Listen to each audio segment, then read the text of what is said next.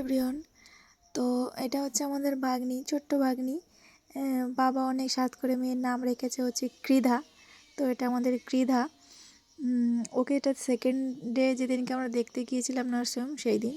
আসলে আমাদের এত লোক যায় দেখতে যে ভেতরে এক একজন করে গেলে অনেক টাইম লাগে বলে আর কি মেয়েকে নিয়েই বাইরে আসতো একজন নার্স বা দিদি, যেও একজন আসতো, আমরা সবাই এক জায়গায় দাঁড়িয়ে থেকে দেখে আসতাম মেয়েকে। তো এটা সেই ভিডিওই। তারপরে 3 দিন পর ছুটি দিয়ে দেওয়ার পরে যে ওকে নিয়ে বাড়ি চলে আসা হয়।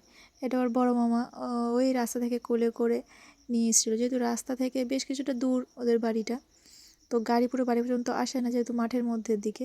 তো ওখান থেকে মামা কোলে করে এনেছে, এনে এখানে দাঁড় করিয়ে রেখেছিল, বাইরে দাঁড়িয়ে ছিল।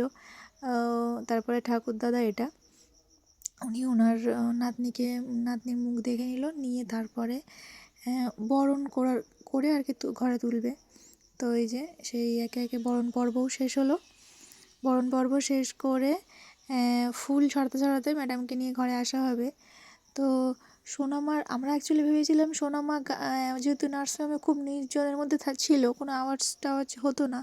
এবার গাড়ি করে এত জ্ঞান যাবে, এত যেহেতু 10টা দুপুরের দিকে এনেছি, ভালোই ভিড় ছিল, জ্যাম ছিল, ভাবলাম হয়তো আওয়াজে মেয়ে ভয় টয় পায় নাকি রাস্তায়, কিন্তু না, ম্যাডাম রিল্যাক্স ঘুমাতে এসছে। ইভেন এখনও মামার কোলে ঘুমাচ্ছে, শাঁখ বাজছে, উড়ে দিচ্ছে, কোনো প্রবলেম নেই, ম্যাডাম চুপচাপ ঘুম কোলের মধ্যে।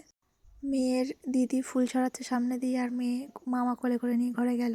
মনে হয় যেন এই কিছুদিন আগে ঝর্ণা বললে বৌদি তুমি মামি হবে, এর মধ্যে কোত্থেকে 9 মাস কমপ্লিট হয়ে গেল, সোনামাকে নিয়ে বাড়ি চলে আসা হয়ে গেছে, এবং সোনামার 1 মাসও কমপ্লিট হয়ে গেল, বুঝতে পারলাম না। তো যাই হোক, আজকে এই পর্যন্তই, টাটা।